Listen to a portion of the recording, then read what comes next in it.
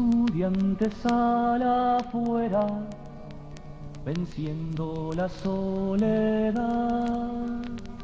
La noche se hace día, sal afuera y lo verás. Desde que empezamos a discutir el lugar, el nombre, la cosa, es lo que dice acá, pero ¿qué lo hace? Cierre de jornada, Nosotros somos parte de un grupo de militantes estudiantiles que allá por los 80 participamos de lo que fue todo el proceso de lucha contra la dictadura que estaba instalada en Uruguay desde el 73.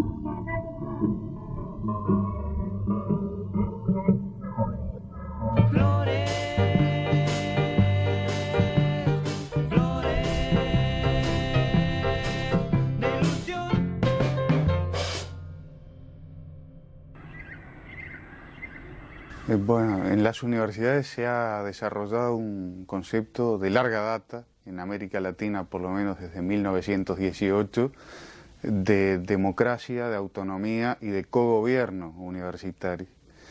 Esto quiere decir que existen instancias que permiten que los diversos órdenes estudiantiles elijan cuál va a ser el gobierno de la universidad. Con la dictadura sobreviene una intervención que significa justamente que cesa las autoridades democráticamente electas por los diversos órdenes universitarios y en su lugar se instala personajes directamente designados por el gobierno de turno, por la dictadura. De modo que la intervención en la universidad significa la dictadura en la universidad.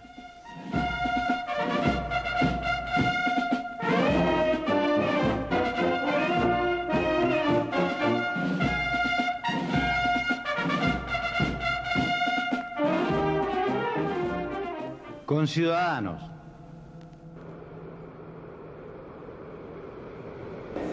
En este lugar había unos cajoncitos que tenían una letra de la A a la Z y era donde nosotros teníamos que dejar la cédula de identidad para poder ingresar a la facultad.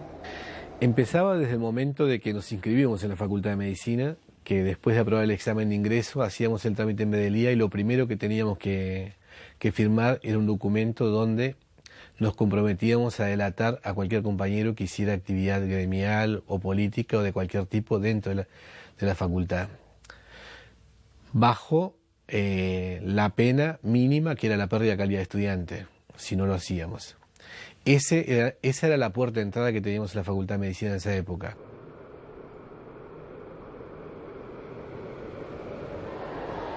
Cuando uno entraba en facultad en aquellos tiempos, no podía hacerlo libremente. Nos veíamos sometidos a la inspección del personal de seguridad, al que encabezaba un personaje, el Negro Leites, alias El Garoto. Entrábamos, nos encontrábamos con una mesa al lado de la puerta en la que debíamos dejar la cédula, nos revisaban las carteras, se fijaban en cómo veníamos vestidos y después de eso decidían si nos dejaban o no nos dejaban entrar. Será por eso que cuando uno entra en facultad ahora vuelve a revivir aquellas sensaciones, no es algo agradable, uno no termina de sentirse cómodo. Era imposible juntarse en el patio o conversar en más de 2 o 3 porque algún funcionario que tenían sus apodos, el Gavilán, el Aguilucho, venían permanentemente a plantearles que nos separáramos, que no podían haber más de 2 personas juntas. Era imposible sentarse en los hermosos bancos de plaza que tiene en la facultad, el Parque Pasteur de la Facultad de Veterinaria.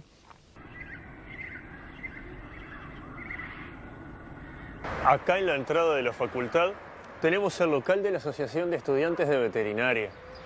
Durante la dictadura, en la intervención que hizo la dictadura, toda agremiación estaba prohibida. Y entonces este local le fue quitado a los estudiantes y destinado a los servicios de seguridad que había en la facultad. Entrar a la propia facultad significaba como entrar a un territorio, a un mismo cuartel, sobre todo en los primeros años de la intervención dictatorial. Y bueno, y ese un poco era el clima, digamos, ¿no? Era un clima, lo que había fuera, la represión general del país, pero era una represión, un esquema represivo muy específico que estaba montado en la universidad. Sin embargo, no sé, la juventud desde el año 73 ha tenido plena libertad para estudiar, para hacer deportes, para pasear, para salir en la ciudad y divertirse y jugar como jugamos en nuestros años jóvenes, en nuestros barrios de Montevideo o de cualquier capital del interior. Sin embargo, en algunos sectores parece que hay un rechazo. ¿Por qué? La verdadera libertad se puede desarrollar dentro del orden y dentro de la seguridad. No sé si es posible pensar que solo hubieron algunos sujetos que se encontraron con el miedo. Me parece que vivíamos en el miedo. Es esa cosa de saber que tu vida está suspendida en algún punto, ¿no? La posibilidad de tu vida está suspendida más allá del azar o de lo que tú hagas para sostenerla o no. Eso que yo te digo, ¿entendés? Era riesgoso cruzarte con un policía en la calle. Porque ese tipo, yo qué sé, hacía algo en contra tuyo. En los comienzos había que vencer mucho el miedo. La intervención era una de las formas más claras de expresión de la dictadura que se vivía en el país. ¿Quiere que corte, doctor? No, por favor. No, si usted quiere que corte, yo corto. Quiero que tengamos un espacio parejo todos. Muy bien, entonces el espacio parejo mío queda terminado aquí por favor. Estas manifestaciones del doctor, que yo entiendo... No, coronel, yo le hice una señal. No, pero su señal es ilustrativa y yo soy respetuoso. Yo pido que tengamos un espacio parejo todos. Si a usted le dan 1 hora, que me den 1 hora a mí. Si a usted le dan 3 horas, que me den 3 horas a mí. No me importa que le den 2 horas o 3 horas. A mí lo que me importa es que me dejen terminar mi idea. Pero perfecto, ¿cómo no? Y mi idea no la puedo terminar si no hago el raconto de los hechos, porque esta Constitución no viene de la luna. Esta Constitución no fue hecha por ningún iluminado. Esta Constitución es una respuesta. Se emitirá un mensaje al país de la Junta de Comandantes en Jefe de la...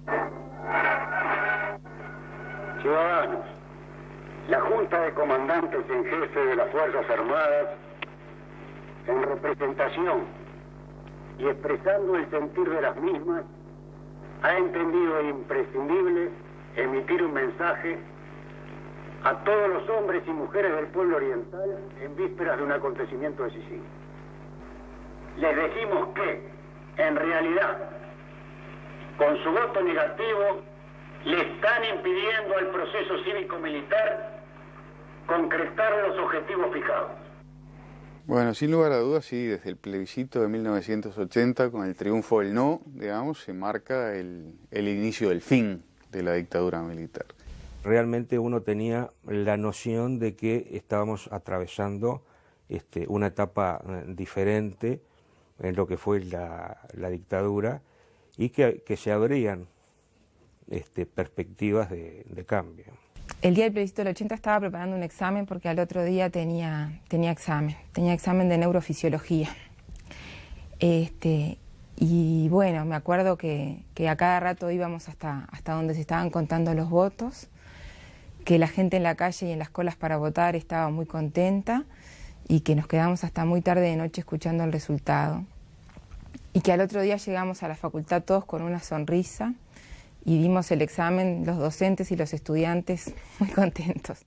Cuando yo llegué el lunes a facultad, la sensación que tenía, nadie hablaba del triunfo del no.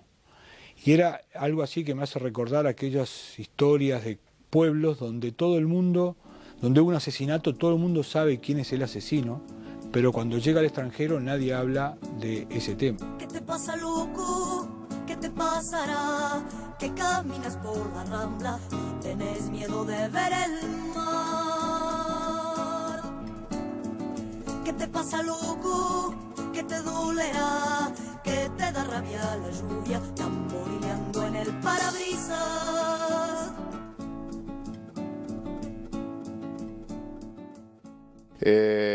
Yo diría, después del plebiscito del 80, yo tengo presente, por ejemplo, a nivel estudiantil, el trabajo en los gremios, digamos, reorganizándose en forma clandestina, en la FEU clandestina. Yo soy Fernanda, era estudiante del IPA en esa época, ¿no? Y empezamos muy de a poquito, y nuestros grandes actos militantes en esa época eran, por ejemplo, colgar carteleras, ¿no? Me acuerdo claramente compañeros que fueron citados al Codicen porque habían hecho la osadía de colgábamos rapidito una cartelera en uno de los pisos y después nos íbamos corriendo a los salones así como que fuera a poner una bomba prácticamente colgar la cartelera.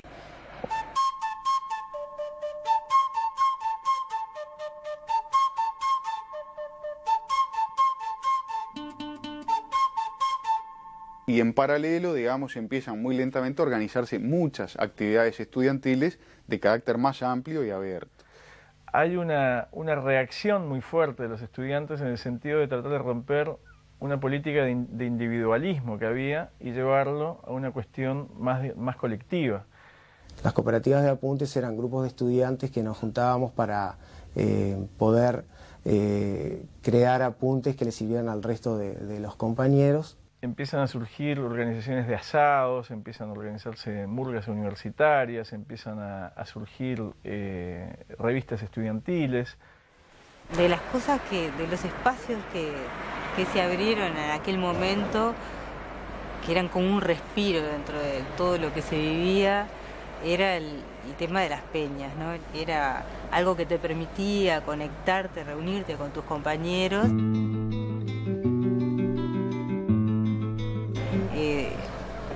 Que daban lugar a ese tipo de expresión que se canalizaba mucho dentro de todo el ambiente tan opresivo que había en el momento, ¿no?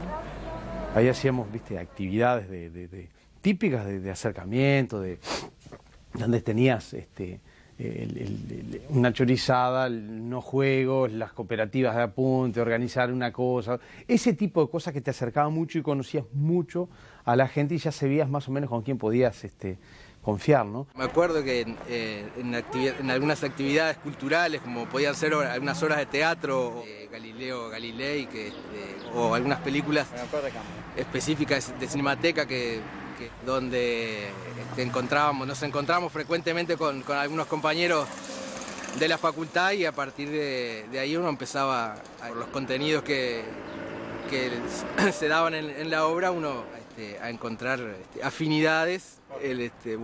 Bueno, y así se iba tejiendo. Uno no podía encarar a alguien y decirle, ¿vos qué pensás de políticamente? No, uno se animaba a descubrirlo, pero no desde lo explícito, ¿no? Al principio. Había un poco una psicosis, no, cuidado, fulano, si no sabías quién era y no conocías 3 generaciones para atrás, enseguida aparecía uno que decía, no, pero debe ser tira, porque yo no conocía al abuelo, ¿viste? Era una cosa, claro, también, ojo, el gol. Yo te lo estoy diciendo desde la óptica, lo hablábamos el otro día, yo te lo digo de la óptica de un militante de un partido, del Partido Nacional, que si bien es distinto haber sido parte del Partido Blanco en la dictadura y no había una onda que los locos nos perseguían, las coordinadoras de la juventud nos visitaban seguido, nos hacían ir a visitarlos de inteligencia, no era la onda de otros compañeros que eran del Partido Comunista que terminaron presos y en una situación muy jodida, muy embromada. Durante la dictadura, los salones de clase estaban constantemente cerrados. Solo se abrían cuando un docente iba a dar clase. La idea era evitar que los estudiantes tuvieran oportunidad de reunirse, para evitar que debatieran, para evitar que hicieran asambleas. teníamos los asados, teníamos las cooperativas de apuntes, pero no eran instrumentos idóneos para poder hablar de todas las cosas que los estudiantes queríamos hablar, compartir y expresar públicamente. Entonces las revistas dieron ese espacio.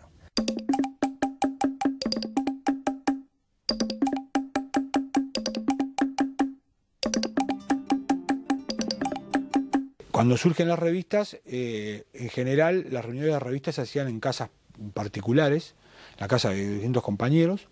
Bueno, las editoriales reflejan de alguna manera nuestra superación del miedo, nuestra capacidad de cada vez ir clarificando más lo que queríamos y también esa historia de del compartir información entre los centros de estudio, ¿no? Bueno, esto de participar como representante de psicología en la revista Diálogo era toda una odisea y una nueva etapa que se abría, porque esto posibilitaba el encuentro y el descubrir que en otras facultades, en otros centros de estudio, estaban pasando cosas similares a las que nos pasaban a nosotros. Y todo ese conjunto de actividades que hoy, dichas así, parecen terriblemente inocentes y fuera de cualquier posibilidad de lucha contra una dictadura militar, en esos años se vivía como una respuesta clara y la respuesta posible de hacer algo de rechazo a lo que se vivía y sobre todo de nucleamiento de jóvenes.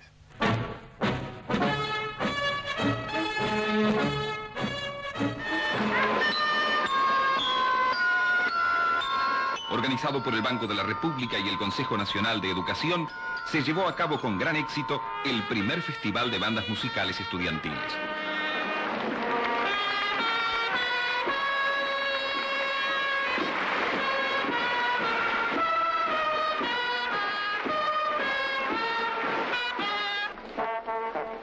Los montevideanos notaron extrañados la ausencia de grupos musicales de la capital.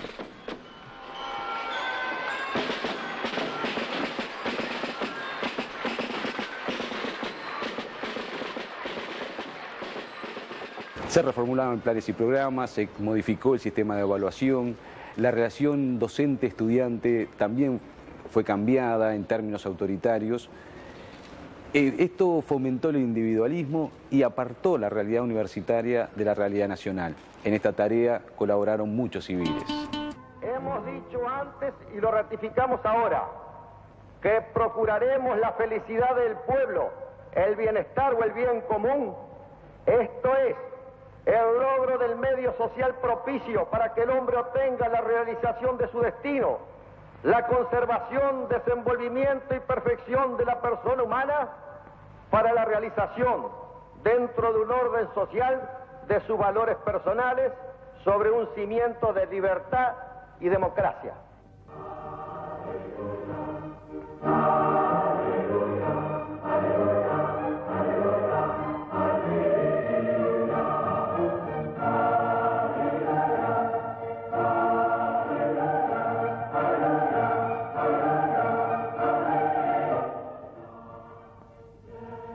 Se refería a garantías para que el proceso se cumpla sin tropiezos y sin detenciones. Que el pueblo libremente pueda informarse, meditar y decidir sobre quiénes son los hombres que deban tener su representación dentro de los partidos políticos y del futuro gobierno que se instalará en 1985. Es un proceso el que va del 80 al 83 no es un proceso lineal, es un proceso con altibajos.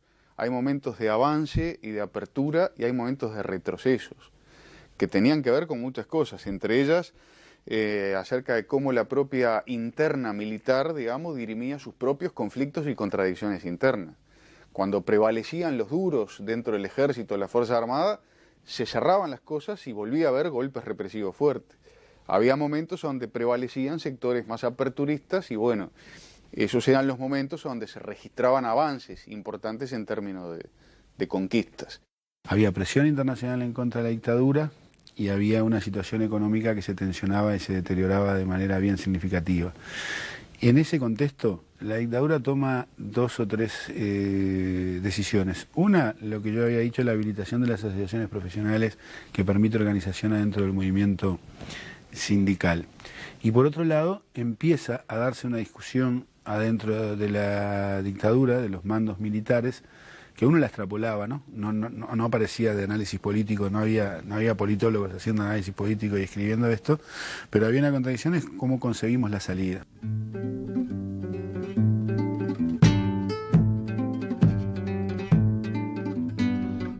Y en esa búsqueda de conseguir mecanismos de cómo generar asociaciones que se acercaran a los gremios que nosotros pretendíamos tener en cada centro de estudios, surge ACEP, ¿no? ACEP es una asociación social y cultural de estudiantes que surge en Derecho con un formato que estaba permitido por la dictadura y que de alguna manera sirve de base, de nucleamiento para todo ese movimiento estudiantil incipiente.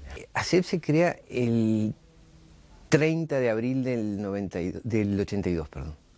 Y claro, al principio es sobre todo una cáscara, digamos, una cáscara jurídica para funcionar. La Asociación Social y Cultural de Estudiantes de Enseñanza Pública, asociación civil sin fines de lucro con personalidad jurídica en trámite. Esa era la introducción. Nosotros en el artículo 2 ponemos los fines de la asociación y ahí ponemos desde hacer bibliotecas estudiantiles, formar cooperativas de apuntes, hasta preocuparnos en general por toda la temática que afectara a los estudiantes uruguayos, con lo cual nos daba un campo de acción alto. Es fue una estructura nueva que empezó a madurar en la práctica, ¿no? Haber armado eso nos permitió ir a una cantidad de compañeros y mirarnos y decir, bueno, vos también, y empezar a decir, bueno, una asociación social y cultural de estudiantes de enseñanza pública.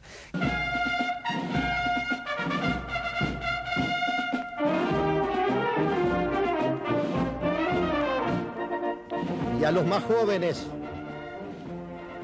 a los que tuvieron la fortuna de no sufrir lo que se vivió hasta 1973, los invitamos también a que pregunten a sus padres lo que ello significó antes de afiliarse a propuestas experimentadas y superadas en el país, deslumbrantes y novedosas en apariencia, pero en esencia tan engañosas como disolventes.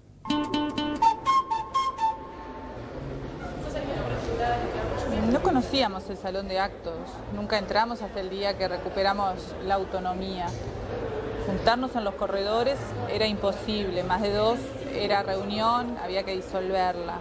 A pesar de eso, buscamos formas de encontrarnos y de comunicarnos.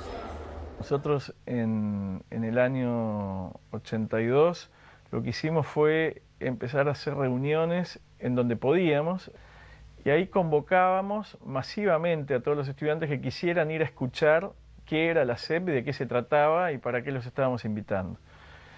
Y nosotros, con mucho cuidado, porque no teníamos claro quién estaba, quién no estaba, no podíamos explicar que la intención de ACEP era crear la recreación de los centros de estudiantes y de la Federación de Estudiantes.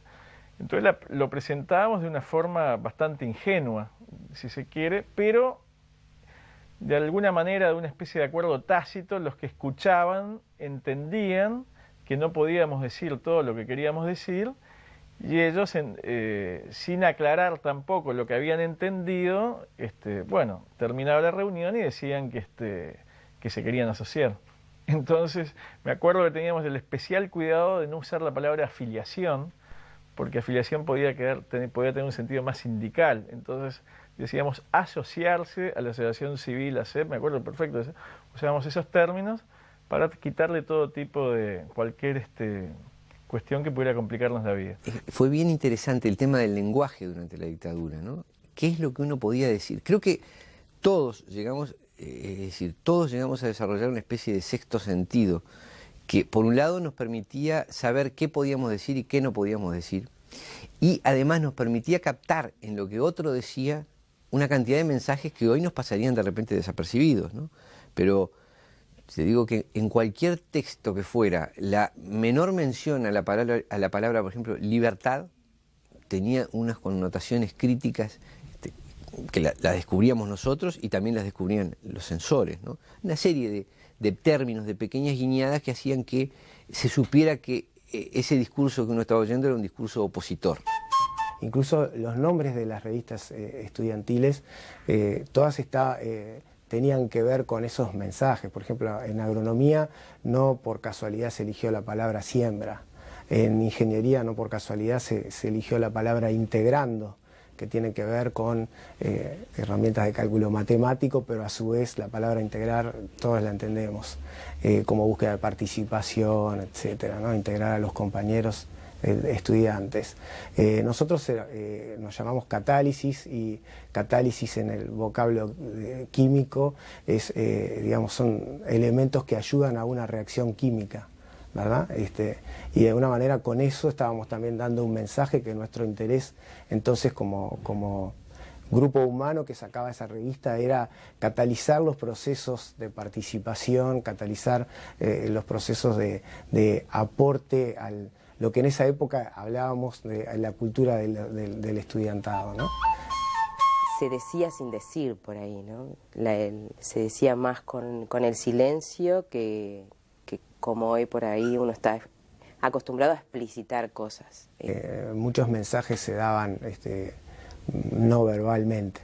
En el caso nuestro, la primera revista, la tapa de la revista tiene un gran contenido de tinta negra, hay un marco negro muy grande y en el medio se ve el ingreso a la facultad con un estudiante solamente entrando. Ese fue el primer número. En el segundo número entraban 2 y en el tercer número entraban una multitud, ¿no? Y siempre achicando el marco negro. Ese mensaje a través de las tapas, digamos, estaba muy acorde con los objetivos de la revista, ¿no? Ampliar los espacios de participación, agrandarlos al máximo posible, y bueno, a medida que fue cambiando la coyuntura, eso también se fue haciendo mucho más visible, ¿no? Y se fue haciendo mucho más visible en toda la universidad, porque todas las revistas de alguna manera estaban haciendo lo mismo, ¿no? Y se decía con la música mucha cosa. Se decía con las canciones que, por ejemplo, uno usaba como grupo de jóvenes en las misas, se decían cosas fuertes. Sin nombrar, se decía cantando el himno, que no se cantaba, ¿no? Y sí se cantaba Tiranos temblad y ese tipo de cosas, ¿no?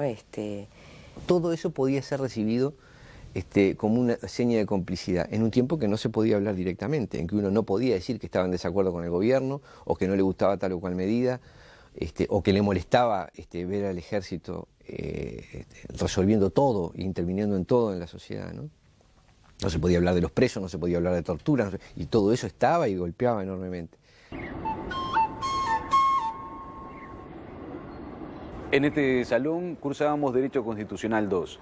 La materia constaba de 3 partes y el docente al comienzo del curso nos planteaba uno de los temas no lo vamos a dar, no tiene importancia, eran los derechos humanos. Y el docente, el coronel Federico Silva Ledesma, en ese entonces presidente del Supremo Tribunal Militar.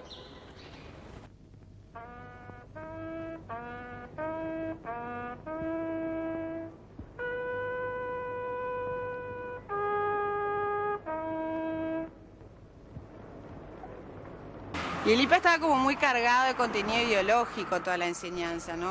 Y bueno, preguntas de examen eran, por ejemplo, cómo reconocíamos un comunista, ¿no? La respuesta tenía que ser físicamente, como lo reconocías. Y tenías que decir con barba, con termo, y mate, alpargatas. Esa era la respuesta adecuada.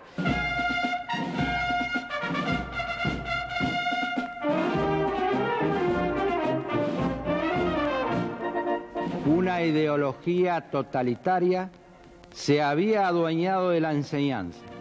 Nosotros en primer año, el docente de Introducción a las Ciencias Antropológicas y de Teoría Antropológica nos informó que había una corriente que no íbamos a estudiar en ese desarrollo teórico porque era poco importante, porque iba a ser tratada al final de la carrera y con una vez alcanzaba y sobraba. Esa corriente era el estructuralismo. La verdadera razón, supimos después, era que el estructuralismo francés tenía fuertes vínculos teóricos con el marxismo y por lo tanto caía fuera del campo de estudio.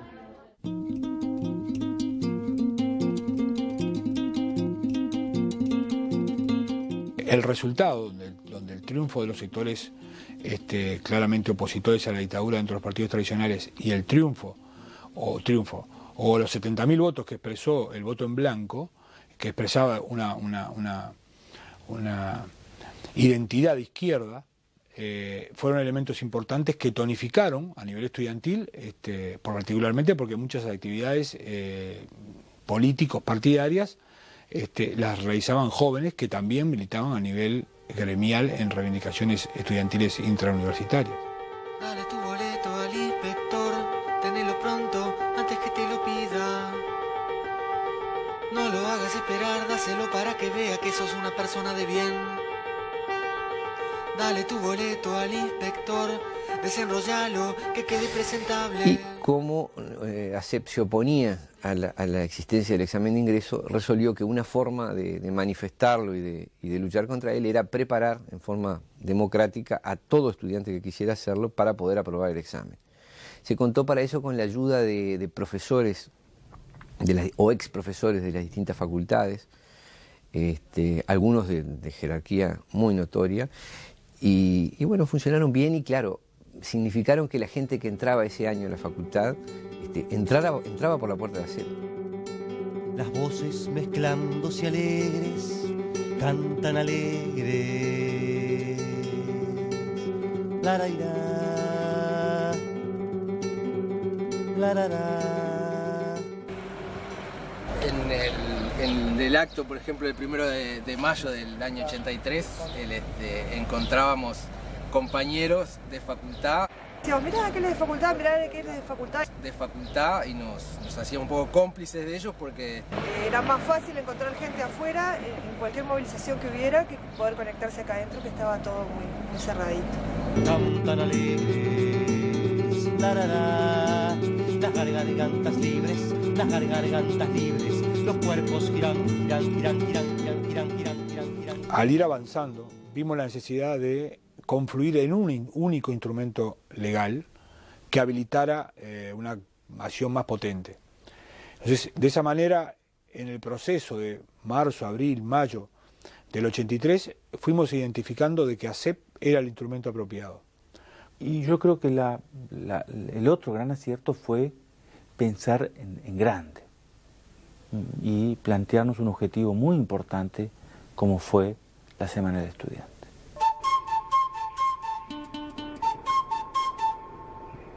Estamos hablando de una reunión verdaderamente histórica que se produce por allá por mayo de 1983. En una primera instancia, nos recordaba Jorge, fue en la azotea.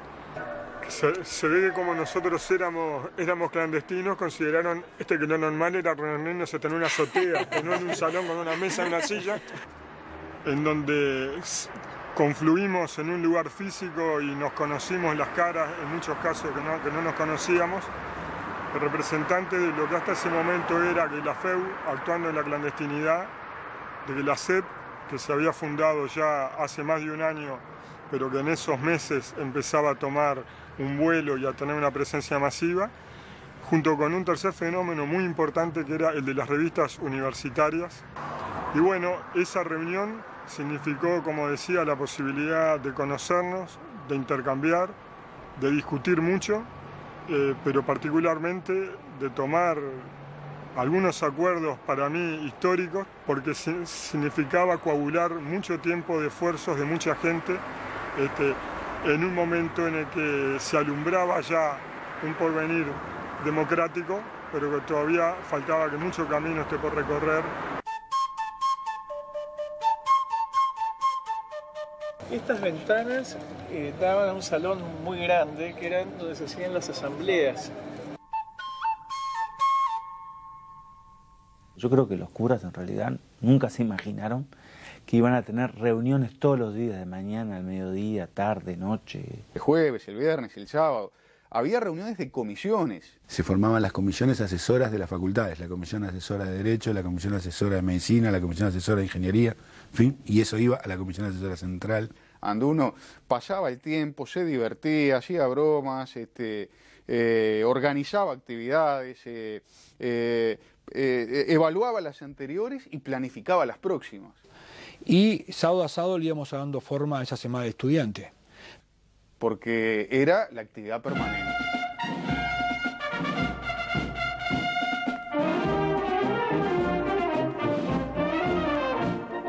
En nombre del Gobierno y las Fuerzas Armadas declaramos: no defraudaremos jamás al pueblo oriental, renunciando a nuestra responsabilidad cuando están en juego la paz, la libertad, la justicia y la democracia, valores innegociables del ideario artiguista.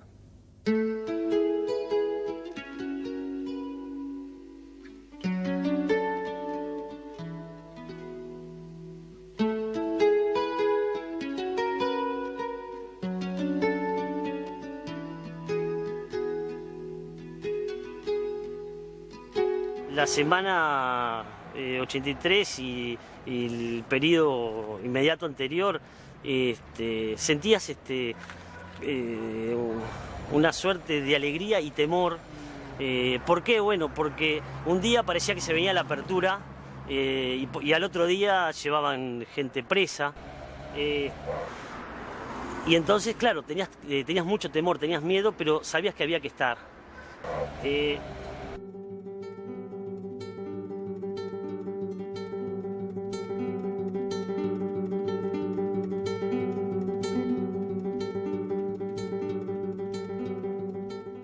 Nosotros sabíamos que el PIT había logrado que el acto del 1 de mayo fuera autorizado por la Jefatura de Policía de Montevideo. Entonces nos proponíamos lograr lo mismo para la Semana del Estudiante. El coronel Varela nos recibió muchas veces, tuvimos por lo menos 10 o más reuniones en la Jefatura de Policía, en la cual íbamos en cada reunión avanzando en el concepto de la semana hasta que logramos una aprobación final. Había que evitar que cualquier hecho que pudiera suceder en la Semana Estudiante diera pie a que la dictadura pudiera tener sobre esta forma de organización que nos estábamos dando posibilidades de reprimirnos y de retraernos desde el punto de vista organizativo. Cuando él termina aceptando que podemos hacer una marcha que iba de la universidad hasta el Francini, por 18 de julio hasta el Obelisco y después todo Boulevard Artigas hasta el estadio, él dice, bueno, pero tiene que haber una cantidad de condiciones que nos garanticen que esto no se nos va de las manos. Nosotros no sabemos cuánta gente podía llegar a ir. Se había coordinado con el jefe de policía, con el coronel Washington Varela, algunos criterios básicos. Hicimos un listado de las condiciones y nosotros nos comprometimos a cumplirlas a rajatabla.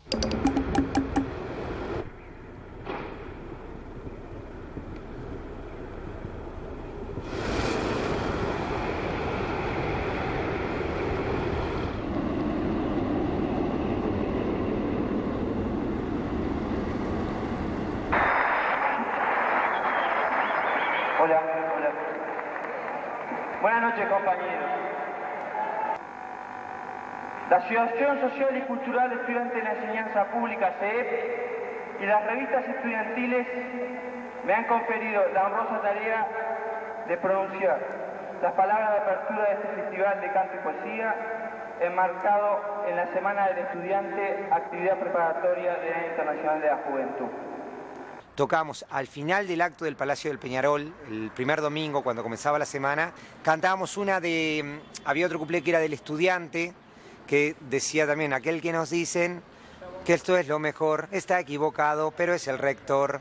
Aquel que protesta no es un atorrante, él es el que sufre, lo llaman pobre estudiante.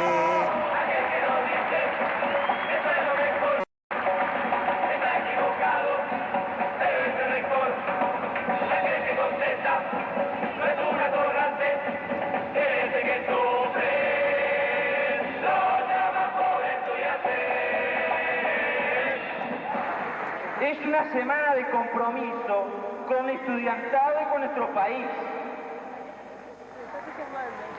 Y acá está lo importante, compañeros. El compromiso por nuestras banderas, por el restablecimiento de la autonomía, por la libre agremiación.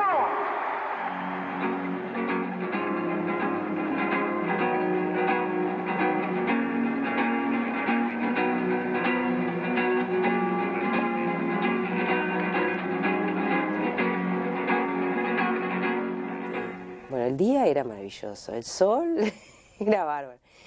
Pero nunca nos imaginamos que iba a ir tanta gente. ¿Pero tanta gente? Que iba a ir tanto joven.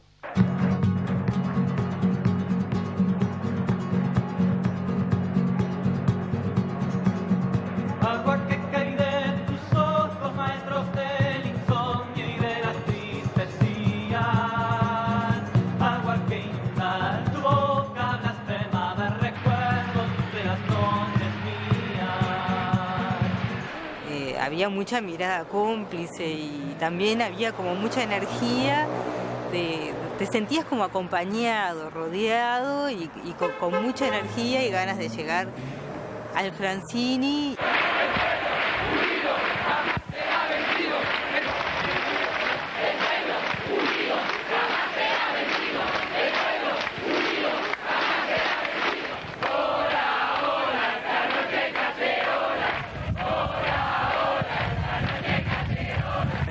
La semana fue una especie de bocanada de aire fresco, es como un conjunto de cosas que se venían haciendo por separado, se hicieron todas juntas, todas coordinadas. Esta muchachada sale sin disfraces, tiene su mensaje, abrir un portón. Para abrir la noche cerrada de afuera por un viento amargo. Garganta del barrio, este redoblante, su tapa azul. La marcha del estudiante habla de un paloma que vuela al viento, libro abierto, paloma que vuela, no sé, por ahí anda una de las estrofas.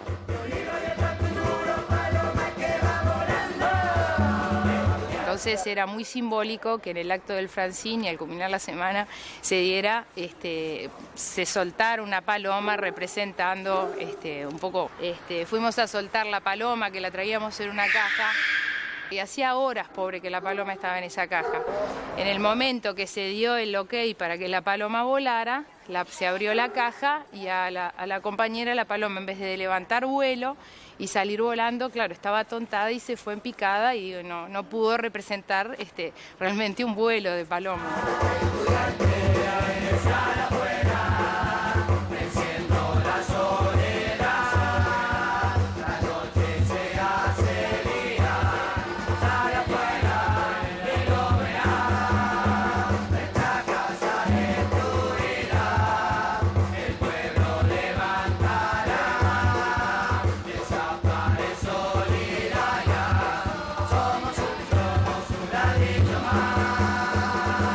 El manifiesto del 25 de septiembre del 83 es redactado por algunos de nosotros. Fue un proceso de elaboración colectiva con muchas personas que participaron. Era la primera vez que públicamente el movimiento sindical y el movimiento estudiantil expresaban a la opinión pública, al conjunto de sus integrantes, una opinión, y por lo tanto se dieron esos manifiestos tan largos y tan cargados de contenido, porque era como necesario marcar de alguna manera aspectos de historia, aspectos del presente y aspectos del futuro.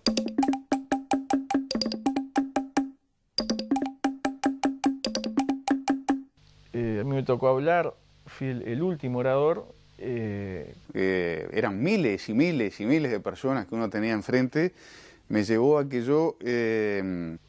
Cuando subí, me acuerdo de la emoción de ver el Francini lleno. Medio furtivamente, sin que nadie se diera demasiado cuenta, iba acompañado con una botellita de grapa miel y entré a darle a la grapa miel, y yo creo que a determinada altura, en el momento de subir al estrado, me había bajado fácil media botella de grapa miel.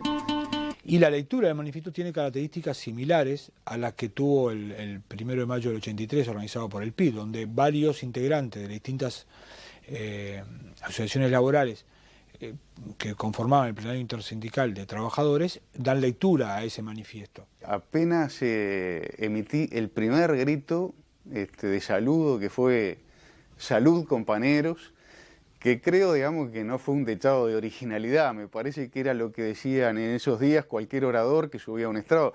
Las consignas estudiantiles permanentes.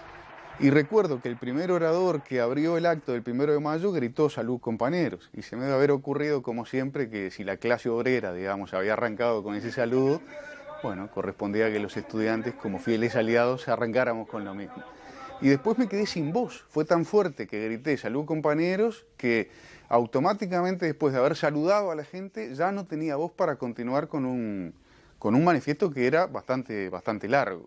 Truco, retruco y quiero por esta flor, yo me muero. Yo podría irme al mazo ahora mismo, pero no le voy a dar el gusto, mi amigo, de achicar en lo más lindo. La gente de inteligencia que estaba por todos lados y que ya había entrado al estadio y que rodeaba el estrado, nos pedía constantemente todos los papeles que teníamos. O sea, por un lado estábamos subiendo los invitados al estrado, por otro lado los oficiales de inteligencia nos preguntaban quiénes eran, los papeles.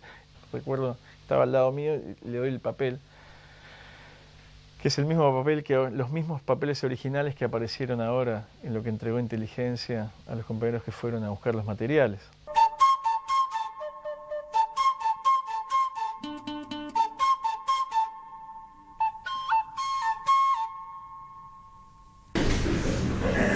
Mirá, fue una cosa que surgió como una iniciativa como cualquier otra aquí en estas reuniones.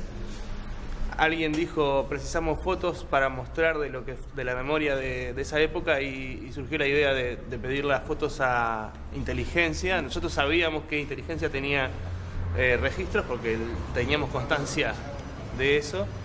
Se hizo una movida y se presentó una carta, se solicitó una entrevista al ministro, tuvimos una buena recepción y fue una cosa que en alguna medida nos sorprendió, que por primera vez en el Uruguay los archivos de la dictadura, los archivos de la represión se dieran a conocer, y nos mostró otra cara de lo que es el Ministerio del Interior. Me parece que eso que es lo que corresponde a un régimen democrático.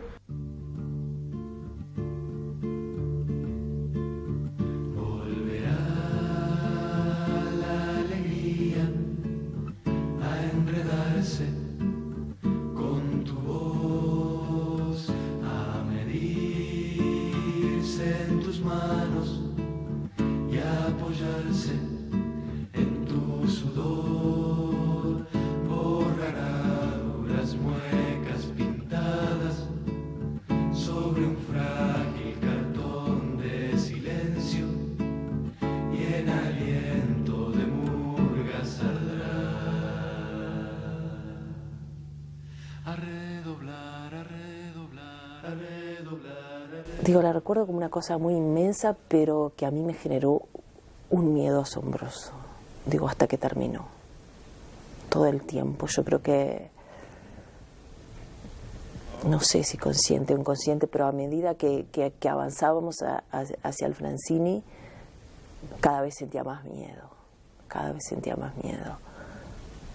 Y como que recién se me fue cuando termina todo y hacemos una ronda cantando la marcha del estudiante. Ahí como que Redoblar, a redoblar, a redoblar, a redoblar, muchachos, que la noche nos presta sus camiones y en su espalda de balcones y zaguán nos esperan otros redoblantes, otra voz, harta de sentir la mordedura del dolor.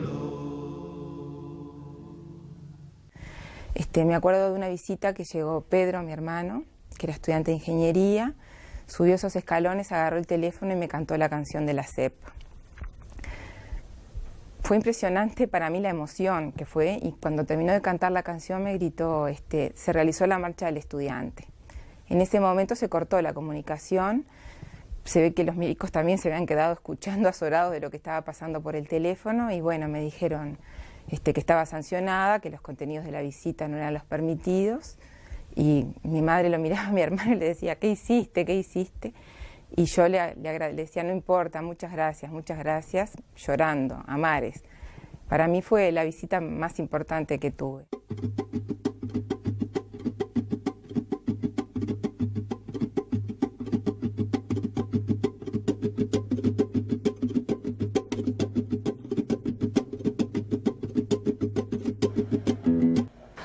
La semana fue una de esas pequeñas rendijas donde se pudo respirar un aire de libertad y donde pudimos empezar a aprender a lo que podría ser vivir en democracia. Esa democracia que a nosotros nos la robaron prematuramente.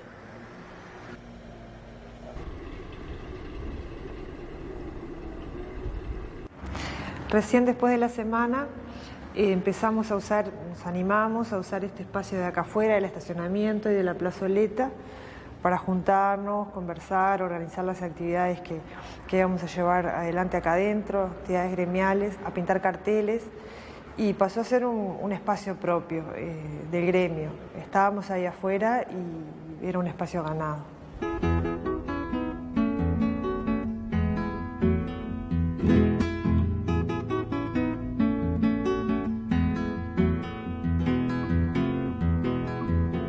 A partir de ahí, ACEP queda convalidada en términos de instrumento legal frente a la opinión pública, frente a las bases estudiantiles y frente a las demás organizaciones políticas y sociales que en el Uruguay estaban trabajando en la lucha democrática. En el entorno de la Semana del Estudiante la cosa fue cambiando bastante. Ya no teníamos que hacer las asambleas en el patio y decidimos dar un salto, pedir el salón de actos. Hicimos el pedido en la veeduría y por supuesto cuando llegamos al salón de actos y estaba toda la gente amontonada, estaba cerrado, trancado con llave. Y posiblemente en ese momento fue que se nos ocurrió hacer algo entre heroico y cómico, que fue hacer un abordaje del salón de actos, tomando una de las escaleras que había acá de la obra, que estaba este local en obras, pusimos la escalera contra el balcón, dos compañeros nos metimos para adentro, que estaba la ventana abierta, y logramos abrir la puerta desde adentro, abriendo a que entrara toda la barra que estaba esperando en la escalera. A partir de ese momento nunca más pedimos permiso, nunca más nos negaron el salón de actos y se convirtió en nuestro primer salón gremial oficial.